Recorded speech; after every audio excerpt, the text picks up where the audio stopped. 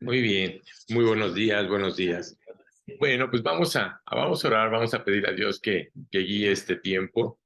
Padre, pues te damos verdaderamente muchas gracias, Señor, por este día más que tú nos has dado, Señor. Gracias, Padre, por este momento que tú nos permites, Señor, el de poder estar aquí escuchando tu palabra, tu voz, Señor. Te pedimos, Dios, que hables a nuestro corazón, quita toda cosa que nos pueda distraer, Señor. Y pues te damos gracias, Señor, por este medio del Zoom y por este lugar donde nos da la oportunidad de poder compartir tu palabra. Te lo pedimos en el nombre de tu hijo hermoso Jesús. Amén. Muy bien. Bueno, pues ya que estamos aquí, bueno, no, está bien, está bien. Bueno, acá estamos. Muy bien. Ok. Pues hoy quiero compartirles algo que Dios ha traído mucho en mi corazón al estudiar el libro de Daniel. El libro de Daniel es uno de los libros que para mí es impresionante la manera en que Dios usa a Daniel y la manera en que él escribe hace muchos años, hace más de 2.400 años, aproximadamente 2.500 años.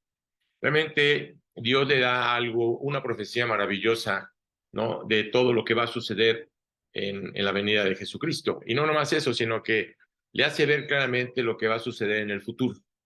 Entonces, cuando leemos el libro de Daniel y vemos el libro de Apocalipsis, vemos que tiene mucha semejanza la manera en que tanto Daniel escribe, tanto Juan escribe, y nos hace ver claramente lo que va a suceder. Hoy la gente habla mucho del fin del mundo. No va a haber el fin del mundo, sino que lo que va a hacer Dios es lo que siempre ha hecho cuando las personas o cuando las naciones o cuando la misma población realmente está afectada por el pecado. Entonces, aquí al ver este libro de Daniel, la verdad es maravilloso lo que hoy quiero compartirte. Realmente es un libro que si nos ponemos a escuchar las noticias de hoy, y ponemos a leernos el libro de Daniel y Apocalipsis, vas a decir, parece que Daniel nos está diciendo y Juan nos está diciendo lo que está pasando o lo que va a pasar. Así que Daniel es un libro de profecía y hoy lo que vamos a estudiar es realmente un incidente que hubo en la vida, no tanto de Daniel, sino en el momento en el que recordemos que Nabucodonosor fue el que realmente gobernaba Babilonia. Él realmente era un rey muy poderoso. Nos damos cuenta de que Dios quería realmente hacerle ver al pueblo de Israel que estaba viviendo mal. El pueblo de Israel no quería creer.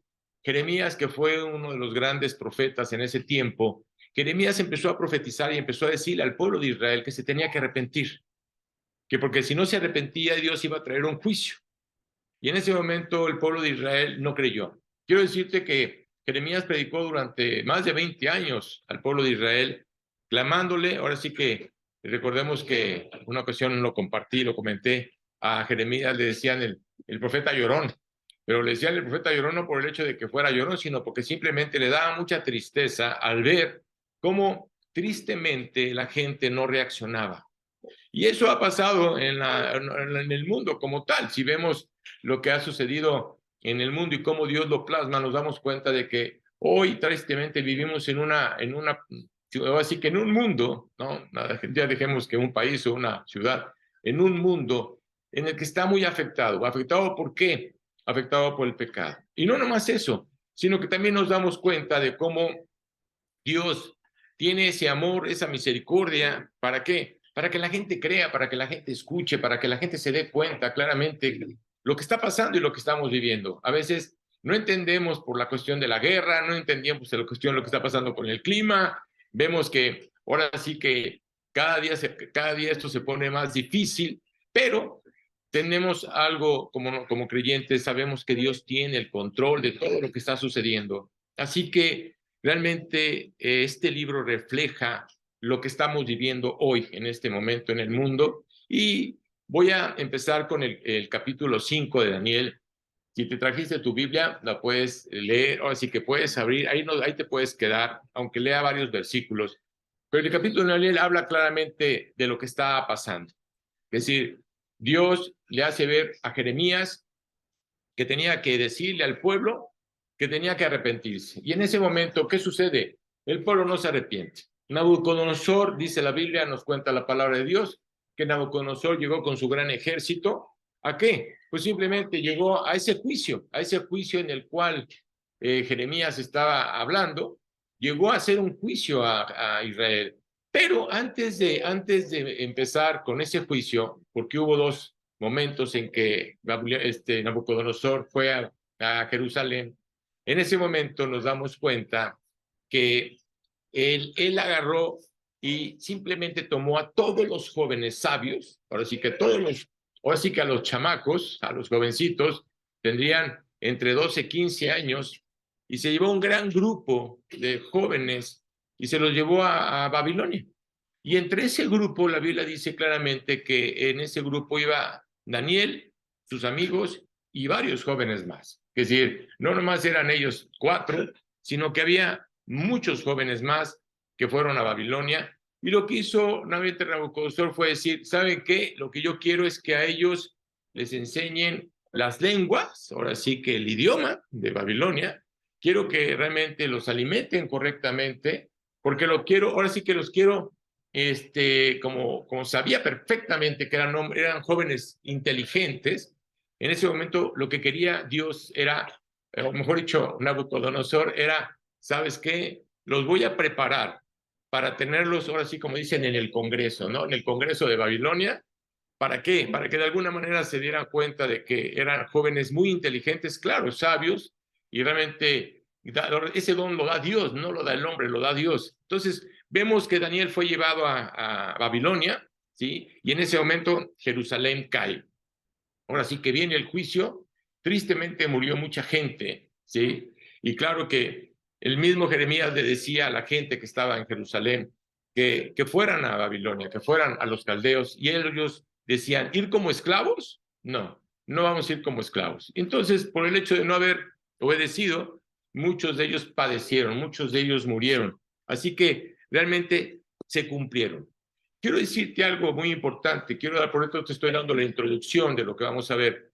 Quiero decirte algo muy importante. Cuando Dios dice que va a haber un juicio, lo va a haber. Es decir, cuando Dios realmente en su palabra nos hace ver claramente que hay una fecha, ¿sí? O hay un tiempo de misericordia en el cual Dios dice, hasta aquí llegamos. Lo vimos con la cuestión de Noé, lo vimos con la cuestión de Lot en Sodoma y Gomorra, y lo estamos viendo en Jerusalén con este grupo de judíos que estaba.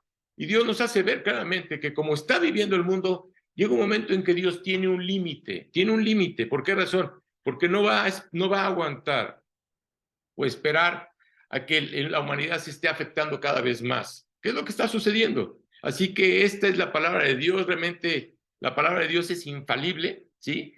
Y en muchos versículos de la Biblia quiero decirte que Dios predice el futuro. Aunque muchas personas no quieran creer en eso, aunque muchas personas no quieran acercarse a la palabra de Dios, quiero decirte que por eso Dios nos la dejó. Así que el día del juicio y el futuro, ahora sí que en ese momento podemos decir que va a venir. ¿Cuándo va a venir? No lo sé. Eso sí te voy a decir que no lo sé. Pero ahorita el tiempo en el que estamos viviendo es un tiempo de misericordia. ¿Qué es lo que Dios busca? Alcanzar a los más posibles. ¿Qué es lo que Dios busca? Que realmente la gente crea, que la gente se dé cuenta de lo que está pasando y lo que estamos viviendo. Eso es lo que está haciendo Dios. Y por eso tiene misericordia. Muchas personas me dicen, ¿y por qué no viene? ¿Cuál es la razón? Si el mundo ya está tan afectado, ¿por qué no viene? Simplemente porque Dios tiene misericordia. Pero llega un momento en que la misericordia de Dios tiene un límite. Eso es algo muy importante. Así que hoy, así como en ese momento Jeremías le decía a la gente que se tenía que arrepentir, hoy escuchamos lo mismo. Hoy realmente uno le tiene que decir a las personas, oye, tienes que arrepentirte, tienes que reconocer cómo está tu situación delante de Dios. Va a haber un juicio, ¿sí? Así que todos los jóvenes fueron llevados a Babilonia, y claro que en ese momento nos damos cuenta de que Babilonia estaba a casi 2.400 kilómetros de Jerusalén, ¿sí? Y pues vamos a leer este capítulo 5. En este capítulo 5 que voy a empezar, quiero decirte que el rey Nabucodonosor ya había muerto. Ahora sí que el que gobernaba era su nieto, era el que estaba ahorita en Belsasar, se le llama en la Biblia, era el nieto de Nabucodonosor. Y claro, en ese momento su papá, que era también un gran guerrero, claro que había batallas y claro que ganaba las batallas y claro que lo que hace Belsasar como tal es empezar a festejar, empezar realmente a querer festejar por todas las victorias que tanto su papá había ganado como las que estaban ganando. Así que realmente vemos que en ese momento Babilonia era un imperio y uno de los imperios más poderosos, que si realmente era el más poderoso en el mundo entero. Así que vemos en la Biblia a este joven Belsasar, un joven rico, un joven poderoso y al mismo tiempo un joven egocéntrico. Y no nomás eso, sino también egoísta. Y la Biblia nos enseña algo muy importante. Dios odia el orgullo. Dios odia el orgullo. Y recuerda que el orgullo es como un disfraz, ¿no? Son muchas cosas. Traemos mucho orgullo en nuestras vidas y a veces no queremos reconocerla. La Biblia dice en Mateo 23, 12a, dice que el que se enaltece a sí mismo será humillado. Y si intentas decir lo grandioso que eres y dejas a Dios fuera de tu vida, si actúas realmente como si pudieras resolver los problemas de tu vida, arreglar tu vida, porque muchas veces actuamos de esa manera, pensando que no necesitamos a Dios. Así que si no necesitas la ayuda de Dios o crees no necesitar la ayuda de Dios, la Biblia, Dios dice que un día te va a derribar. Un día te va a derribar. ¿Por qué razón? Porque si Dios nos creó para tener una relación con Él. Así que este joven, que era muy despreocupado, era un vividor, le gustaba lo fácil, claro, y claro que cuando vemos a estos jóvenes que de alguna manera no les falta nada dentro de su hogar, creen que pueden hacer cualquier cosa, ¿sí? Y claro que para él fue una vida fácil, una vida de placer, y dice la Biblia claramente que también nos hace ver que hay de los reposados, porque hay mucha gente que dice, yo prefiero no hacer nada, ¿sí? Realmente no les preocupa si va bien, si va mal, hay de los reposados. Y tristemente te voy a decir una cosa, vivimos en un país donde la gente tiene todo. A veces perdemos de vista en el lugar donde estamos viviendo. Tenemos todo. Y eso es como estar reposados, como que no preocuparnos por lo que vamos a tener o lo que vamos a hacer. No es así, no es de esa manera. Hay países que están padeciendo lo que tú no te imaginas. Claro que cuando uno escucha hablar de las guerras, la gente dice es que está muy lejos, no tiene nada que ver con nosotros. Perdóname. Esto nos puede llegar a afectar también a nosotros. Claro que sí. Así que Belsasar había ganado algunas victorias militares y en ese momento él decidió celebrar. Así que decidió hacer un gran festín. Y sería el festín más grande que Babilonia había visto. Realmente Babilonia con todo su glamour, Babilonia con toda su riqueza, ¿sí? Babilonia con todo lo que tenía. Y este joven dijo, tendremos que tener o hacer un festín, una fiesta, pero una fiesta en grande, no una fiesta nada más como cualquier fiesta, sino una fiesta en grande. Así que este joven ordenó a los mejores bailarines, pidió los mejores vinos, trajo la mejor comida, ¿sí? Invitando a miles y miles de personas, ¿sí? Gente supuestamente importante en ese tiempo, los invitó a su fiesta. Y esa noche, mientras bailaban, bebían, reían, ¿sí? En los jardines colgantes de Nabucodonosor, realmente dicen que los jardines colgantes de Nabucodonosor es una de las obras más maravillosas que haya hecho el hombre. Algo así que espectacular.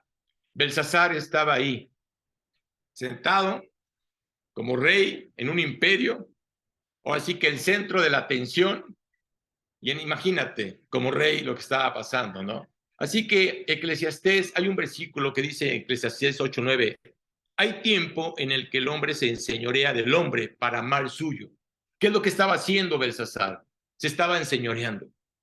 Así que se estaba sintiendo grande y poderoso, ¿sí? Belsasar, ahora sí que cuidado. ¿Por qué razón? Porque el juicio ya viene. Esa fue la manera en que Dios empieza a tratar con este joven. Llegaste muy lejos, a un punto donde la paciencia de Dios se agota. Eso es lo que hizo Belsasar. Hay una línea, dice la Biblia, en que entre las naciones y entre los individuos y las familias y las comunidades, que es decir, hay una línea que Dios pone, ¿sí? Y no puedes pasar. Es decir, Dios le da, ahora sí que permite que tú hagas cosas equivocadas, porque tú tienes un libre albedrío para tomar tus decisiones, pero llega un momento en que Dios dice que hay una línea, y esa línea no la vas a pasar. No vas a pasar de esa línea. Así que Job, en uno de sus versículos, dijo: los que harán iniquidad y siembran injuria, esos ciegan. Así que ciegan arando iniquidad y siguen sembrando injuria. Y un día lo vas a cosechar. Lo que tú estás sembrando, la Biblia dice claramente que un día lo vas a cosechar. Oseas dijo: porque porque sembraron viento, torbellino, cegaron. Y Jeremías dijo: sembraron trigo y cegaron espinos.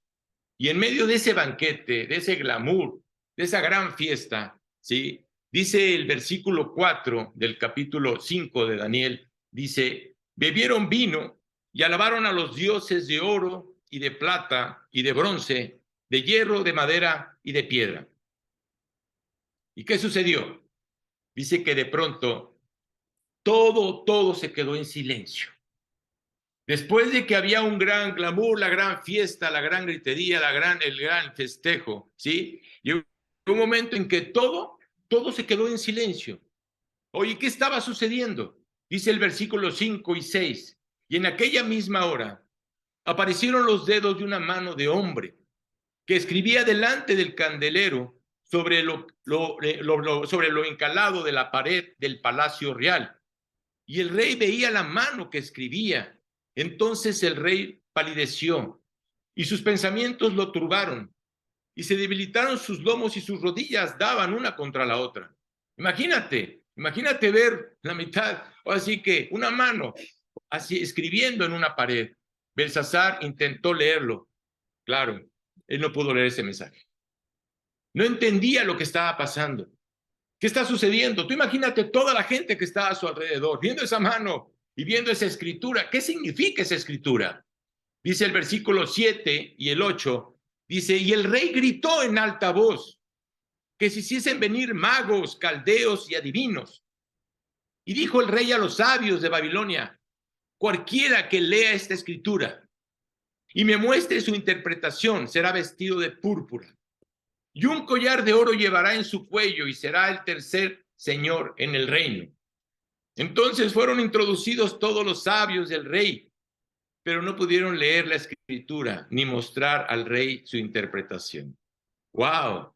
Tú imagínate, todos esos hombres que se creían sabios, que creían que conocían el futuro, que sabían perfectamente lo que estaba pasando, no sabían absolutamente nada.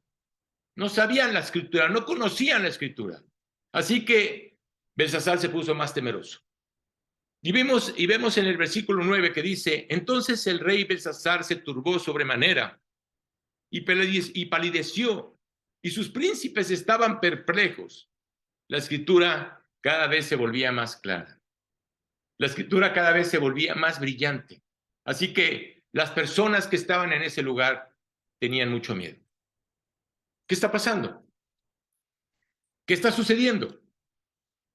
Quiero decirte que en esa fiesta, en ese festín, la madre de Belsasar no estaba. No estaba en esa fiesta. Y lo primero que hicieron fue mandarla a llamar. ¿Por qué? Porque Belsasar tenía temor. No sabía lo que estaba pasando. Así que ella fue y simplemente le dijo: hijo, ¿qué está pasando? ¿Qué está sucediendo? Y en ese momento, este joven le muestra a su madre la escritura que estaba en la pared.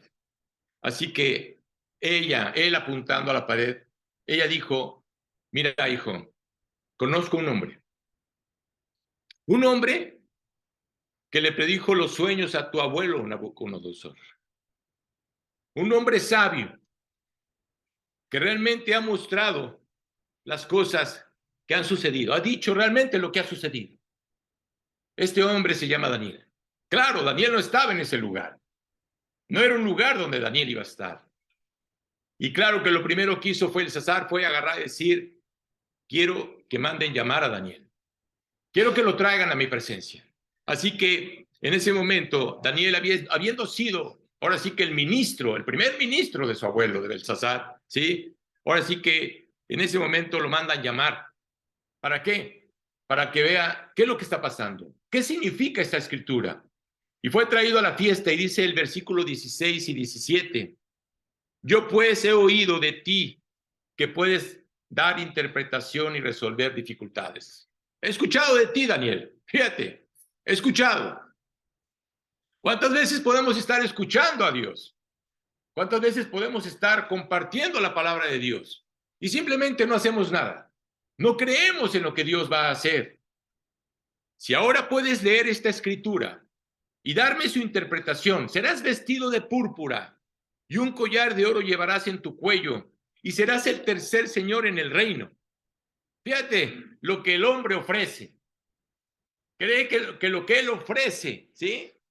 Va a calmar su conciencia. En ese momento, Daniel respondió y dijo delante del rey, tus dones sean para ti. Y da tus recompensas a otros. Leeré la escritura al rey. Y no nomás la leeré, sino también le daré la interpretación. Así que imagínate a Daniel ahí viendo la escritura. Y quiero decir que Daniel reconoció claramente la escritura. ¿Por qué razón? Porque sabía que era una escritura de Dios. Daniel tenía una relación íntima con Dios. Él tenía una comunión íntima con él. Él sabía todo lo que estaba pasando. En ese momento, ¿tú crees que Daniel llegó por sorpresa a ese lugar? No. Dios mismo se lo hizo saber. Y cuando Daniel ve esa escritura, se dio cuenta claramente que esas letras eran de Dios. Y de inmediato sabía qué decía. Así que en ese momento, Daniel le dice, verás, Belsasar, oh rey, te has levantado contra el Señor del cielo. Y fíjate lo que dice el versículo 22. Y tú, su hijo Belsasar, no has humillado tu corazón sabiendo todo esto. Y Dios está ofendido. Es que imagínate todo lo que este joven vio, lo que Dios hizo en su abuelo. Y Nabucodonosor, siendo uno de los reyes más, ahora sí que asesinos, ¿sí? Porque no tenía piedad con nadie. En ese momento, fíjate cómo Dios a él lo quebranta y lo lleva a los pies de Dios, reconociendo verdaderamente al Dios de Daniel, reconociendo verdaderamente a Drax, a Dag y Abednego. ¿Te acuerdas del horno de fuego? Donde tenían que arrodillarse todos delante de Nabucodonosor. Y cómo Dios libró a estos tres jóvenes de ese lugar. Dios empezó a trabajar en el corazón de Nabucodonosor hasta que llegó un momento en que lo tuvo que quebrantar. ¿Cómo lo quebrantó? Le quitó todo lo que tenía. Dice la Biblia que lo puso con 7 años viviendo con los animales para que él reconociera claramente quién era Dios. ¿Y qué hizo Dios? Lo quebrantó. Y en ese momento Nabucodonosor dijo, nada más existe un Dios. Y ese Dios es el Dios de los judíos. Es el Dios de Daniel, de Sadrach y Abednego. Ese es el Dios verdadero. Su nieto sabía eso. Y en cambio él se enalteció. Él no creyó. Así que Dios está ofendido. Y dice el versículo 23, sino que contra el Señor del cielo te has ensoberbecido e hiciste traer delante de ti los vasos de su casa. Imagínate,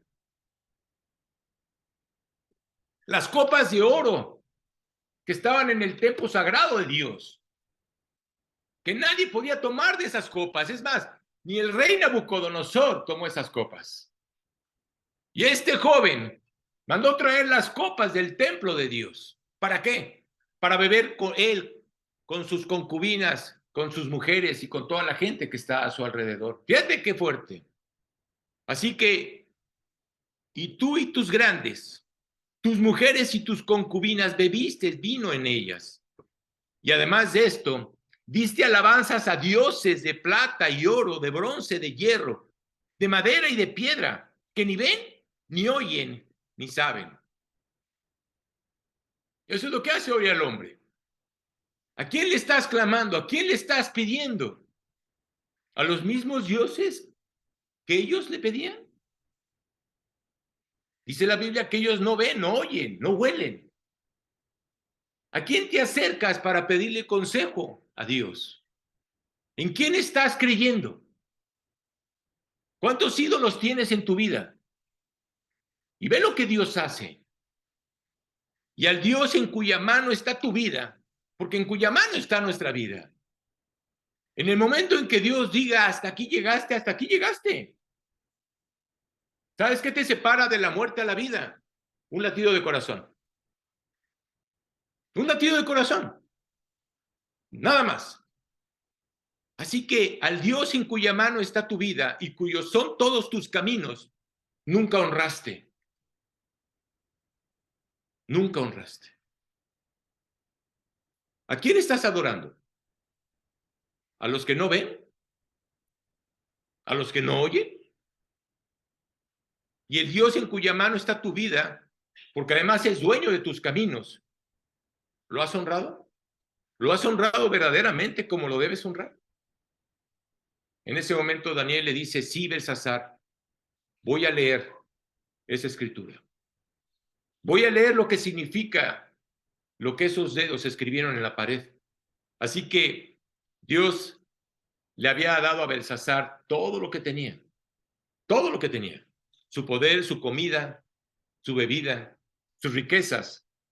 Quiero decirte que todo venía de Dios.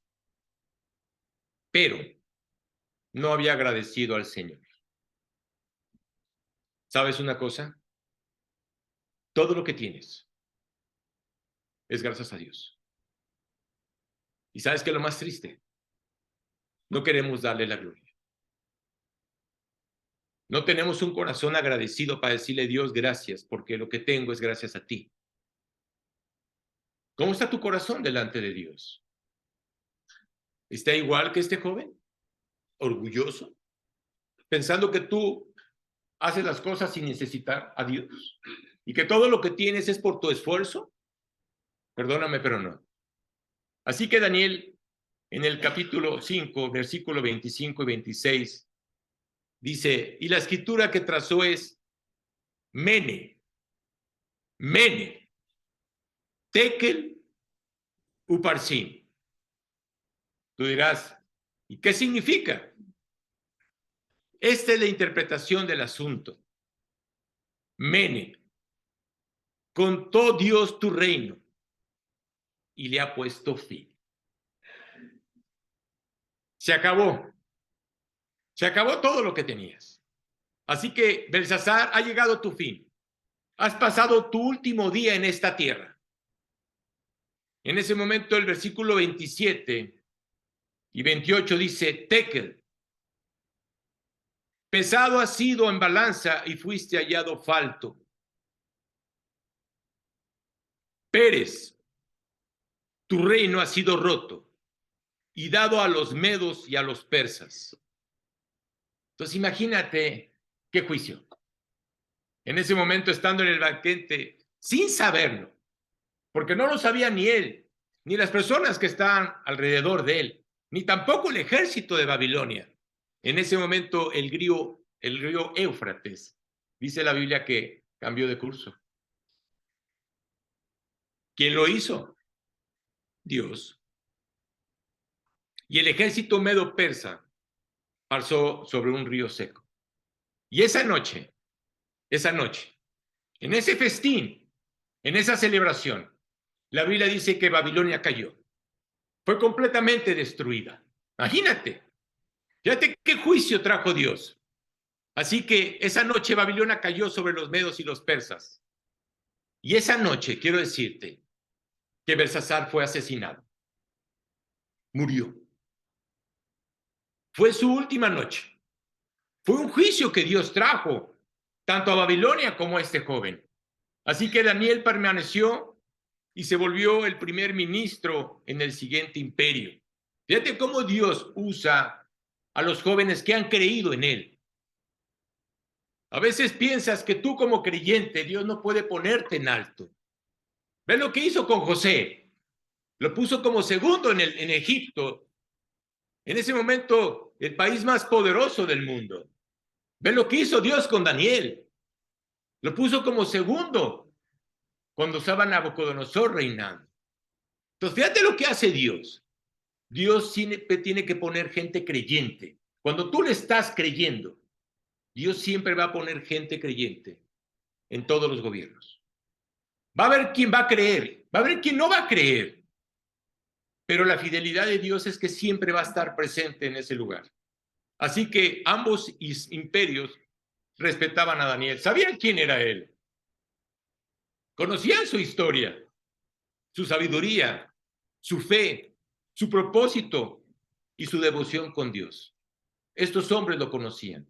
Así que Dios escribe en el muro de las naciones. ¿Qué es lo que está haciendo el día de hoy?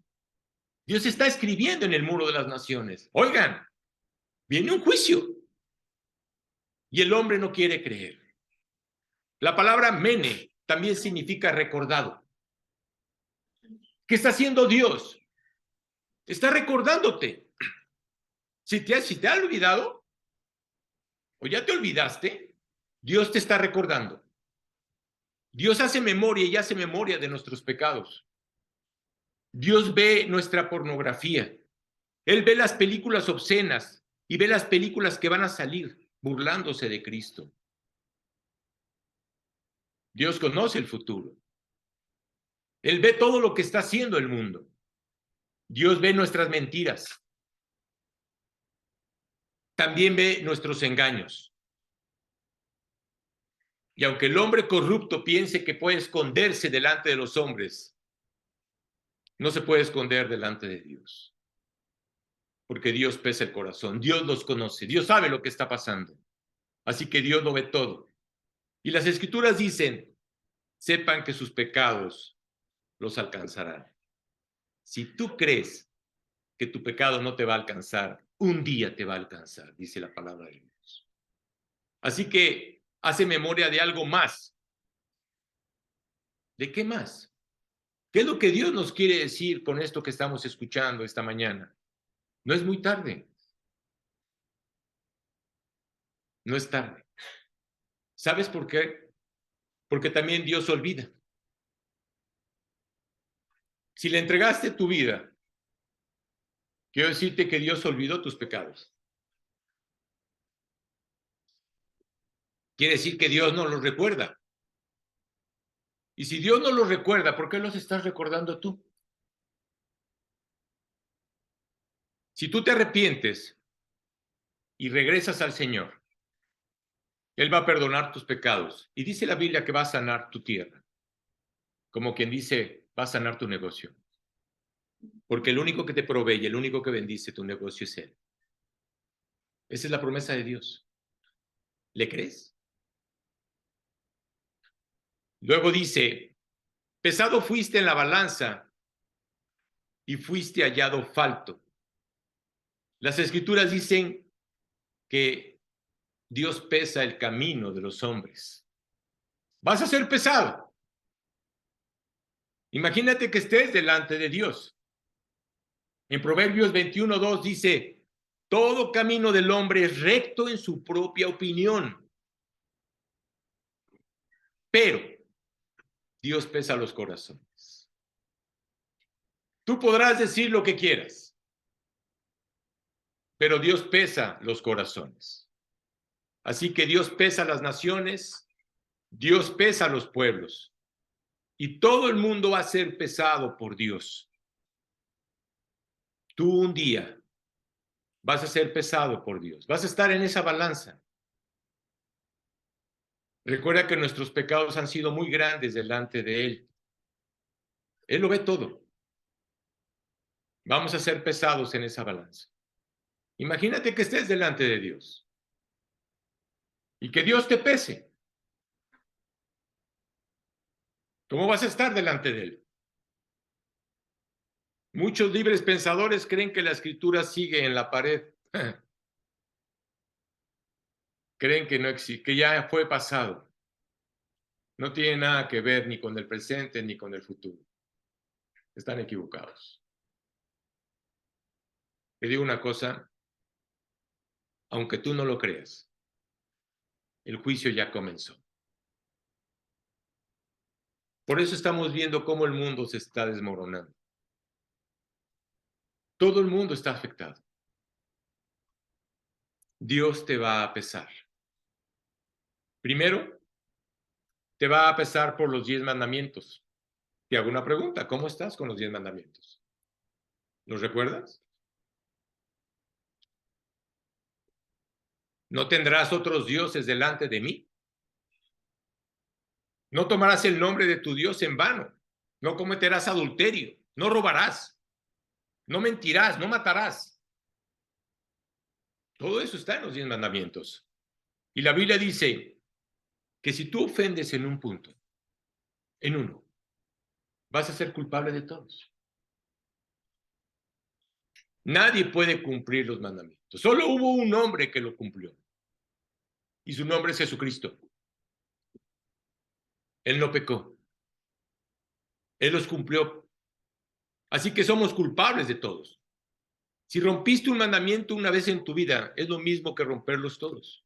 Y la Biblia vemos que unos fariseos, ¿te acuerdas esa historia donde estaban buscando a ver la manera en que Jesús juzgaba, a ver si juzgaba conforme a la ley de Moisés? Y esa historia donde llegan estos fariseos, sacerdotes, con el pueblo, con una mujer que decía que la habían encontrado en el acto mismo del engaño, acostándose con un hombre que no debía de acostarse. Y en ese momento la avientan delante de Jesucristo. ¿Te acuerdas que Jesús estaba sentado?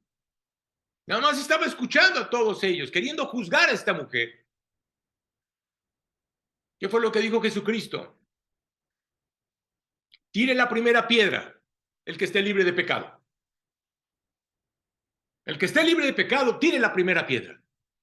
Había sacerdotes, había escribas y fariseos y gente del pueblo queriendo apedrear a esta mujer. Todos somos pecadores.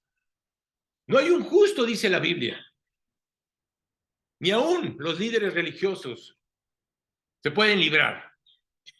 Así que todos hemos pecado delante de Dios. La Biblia dice en Romanos 3:23, por cuanto todos pecaron y estamos destituidos de la gloria de Dios. Todos. No hay una sola persona que no lo haya hecho. Así que todos estamos bajo el juicio de Dios. Y no solo vamos a ser pesados por los 10 mandamientos, vamos a ser pesados por la ley del amor. ¿Por qué razón? Fíjate lo que dice Mateo 22, 37 al 40. Es un gran mandamiento, ¿sabes? Llegó un fariseo a decirle a Jesucristo, ¿no? ¿Cuál es el primer mandamiento? Le dice, en ese momento él contesta, amarás al Señor tu Dios con todo tu corazón, con toda tu alma y con toda tu mente. Este es el primero y grande mandamiento. Y el segundo es semejante, amarás a tu prójimo como a ti mismo. De estos dos mandamientos depende toda la ley. Fíjate lo que dice Jesús. De estos dos mandamientos depende toda la ley. ¿Realmente amas a Dios? ¿Amas a Dios con todo tu corazón, con toda tu alma, con toda tu mente? ¿Amas a tu prójimo como a ti mismo? Recuerda que había un hombre fariseo que decía, ¿y quién es mi prójimo? ¿Sí? Y le cuenta una historia de un hombre que fue asaltado, afectado, golpeado. ¿Sí? Y dice la Biblia claramente que pasó un fariseo, lo vio y ni se acercó a él. Pasó un religioso, tampoco lo hizo. Pasó un judío, tampoco lo hizo. Pero pasó un samaritano. Dice que él lo tomó, lo vendó y lo llevó a un mesón para que lo cuidaran. Ese es tu prójimo. Ese es tu prójimo. ¿Amas a tu prójimo? Cualquiera que tiene necesidad es tu prójimo. ¿Cuántas veces como creyentes pensamos que estamos bien delante de Dios y estamos mal con nuestro hermano? La Biblia dice en 1 Juan 2, 9 y 10, el que dice que está en luz y aborrece a su hermano está todavía en tinieblas. ¿Cómo es posible que un creyente pueda aborrecer a otro creyente? ¿Cómo es posible que puedas aborrecer a alguien que ha creído igual que tú? ¿Cómo es posible que tengas algo contra alguien que es tu hermano? El que ama a su hermano permanece en la luz y en él no hay tropiezo. ¿Amas a tu hermano? Es increíble, o los incrédulos se piden perdón y es más, se vuelven amigos. ¿Te acuerdas de Pilato y Herodes? Después de estar molestos y enojados cuando juzgaron a Jesucristo, se hicieron grandes cuates. Y en cambio el creyente quiere juzgar y no quiere perdonar. Vamos a ser pesados en la persona de Jesucristo. La Biblia dice en el Salmo 89, 6, porque ¿quién en los cielos se igualará a Jehová? ¿Quién será semejante a Jehová entre los hijos de los potentados? Dios dice, sé santo. ¿Por qué razón? Porque Él es santo. Eso es lo que Dios quiere. Tienes que ser santo delante de Él. Quiere decirte que Jesucristo fue el único hombre justo. No hay otro hombre justo en la tierra, ¿sabes? Él es el único.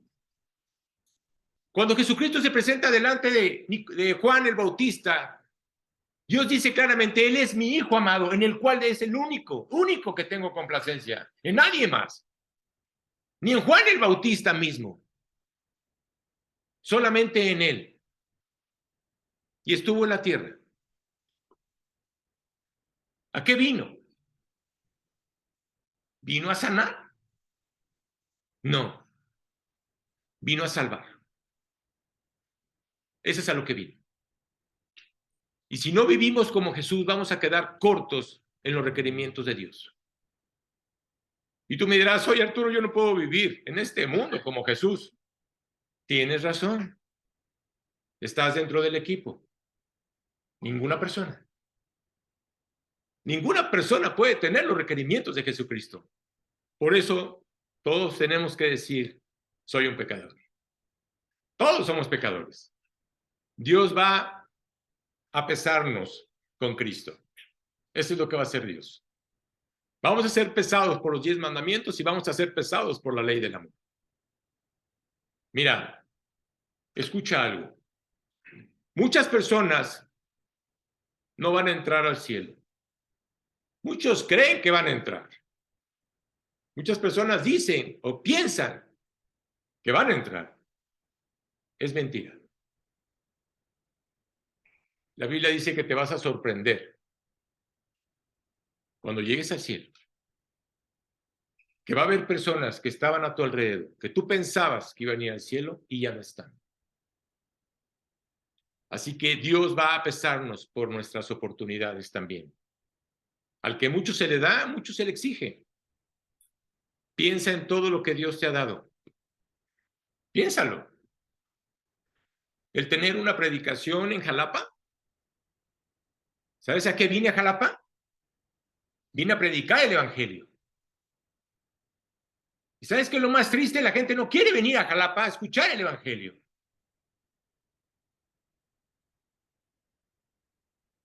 Hay gente que está pidiéndole a Dios para que vayan a predicar el evangelio en ese lugar.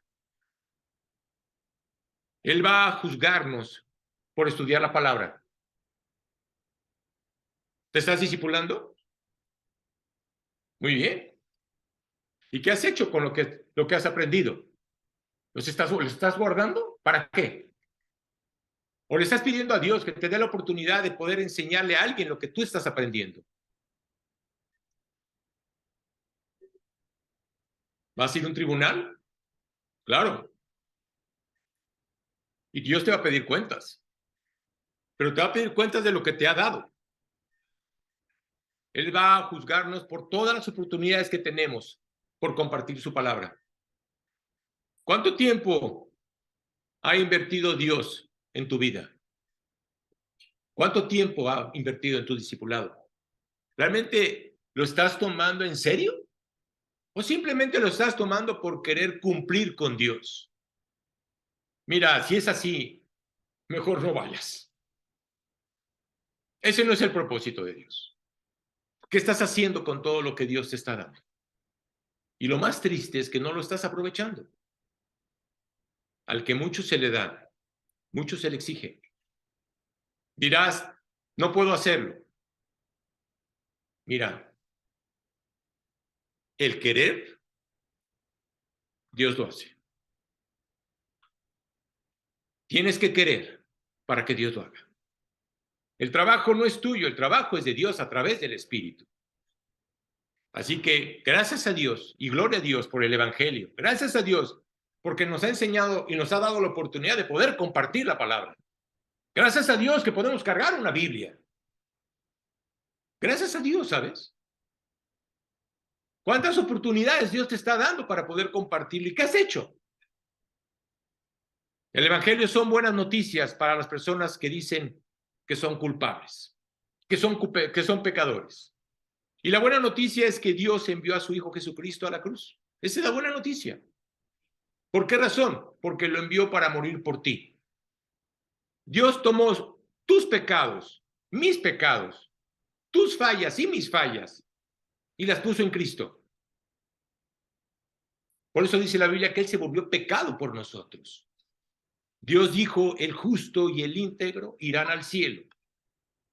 ¿Cómo voy a llegar a la integridad o a la justicia por mí mismo cuando no tengo nada?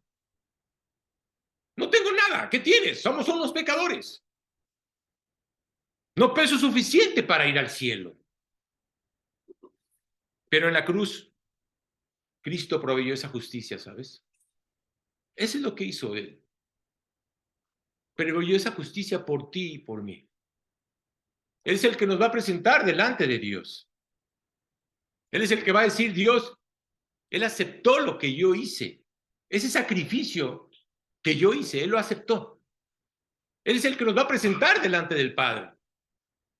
Soy aceptado esta mañana por Dios, no porque haya sido bueno, o porque haya leído la Biblia, o porque esté predicando el Evangelio. No. Soy aceptado por Dios porque un día tomé la decisión de entregarle mi vida a Él y reconocer que soy un pecador y que yo no puedo más con mi vida. Reconociendo que yo debería estar en esa cruz y no Él. Porque Él no pecó. Apropié ese pago. Le entregué mi vida y le abrí la puerta de mi corazón. Ese es el Evangelio. Tienes que apropiar lo que Cristo hizo por ti en la cruz e irte de aquí con el peso suficiente para ir al cielo. Arturo, es la única manera, es la única manera. Pesar suficiente para que tus pecados sean perdonados. Pesar suficiente para vivir en una vida nueva. Es lo que Dios quiere. ¿Cómo estás viviendo hoy? ¿Cómo estás viviendo hoy? ¿Realmente hay gozo en tu corazón? ¿Hay paz? ¿Hay alegría? ¿Vas a dejar este mundo llegando al cielo gozoso? ¿O vas a salir de este mundo llegando al cielo quejándote? ¿Cómo vas a llegar al cielo? Pesado has sido en balanza de Dios y fuiste hallado falto. La pregunta es, ¿aún te falta? La última palabra es suparsin, que es dividida. El reino está dividido. Eso fue lo que le dijo Daniel a Belsasar. Tu reino está dividido. Belsasar, te quitaré el reino de tus manos esta noche. Oye, ¿se arrepintió? No. Su orgullo lo llevó a no arrepentirse. Él se condenó simplemente por no haber creído. Belsasar, estás acabado. El juicio llegó a ti y es muy tarde. La pregunta es, ¿Dios te dirá eso a ti? ¿El juicio ha venido? ¿Es muy tarde? ¿Cuántas personas aceptan el juicio? Recuerdo un amigo que una ocasión lo encontré caminando en México. Estábamos corriendo y le empiezo a compartir. ¿Y sabes qué me dijo? Me voy a ir al infierno. Prefiero irme al infierno. Muchas personas bajan bailando al infierno, pensando que se van a encontrar con sus amigos o pensando que es una fiesta. La Biblia dice que es el lloro y crujir de dientes. La Biblia dice que no hay reposo ni de día ni de noche. Ese es el infierno. Belsasar, simplemente bajaste bailando al infierno por no haber creído. Y ya estás muerto en cuanto concierne a la eternidad. Dios se atraviesa en nuestras vidas en el momento justo, ¿sabes? Muchas personas están orando por ti. ¿Sabes por qué estás aquí? Porque muchas personas están orando por ti. Y ahora es el momento de recibirlo en tu corazón. Tú tienes que asegurarte que pesas suficiente delante de Dios. Yo no estaré en ese juicio. No estaré en ese juicio. ¿Por qué razón? Porque no hay juicio para los que hemos creído en Cristo Jesús. No hay juicio para los que le hemos entregado nuestra vida a Él. El juicio que yo merecía lo tomó Jesucristo en la cruz. Y eso fue lo que yo acepté. Ahora, ¿qué vas a decidir? Tú tienes la última palabra. ¿Qué es lo que quieres hacer? ¿Quieres esperar hasta que llegue el juicio? Dios te está dando la oportunidad para no condenarte.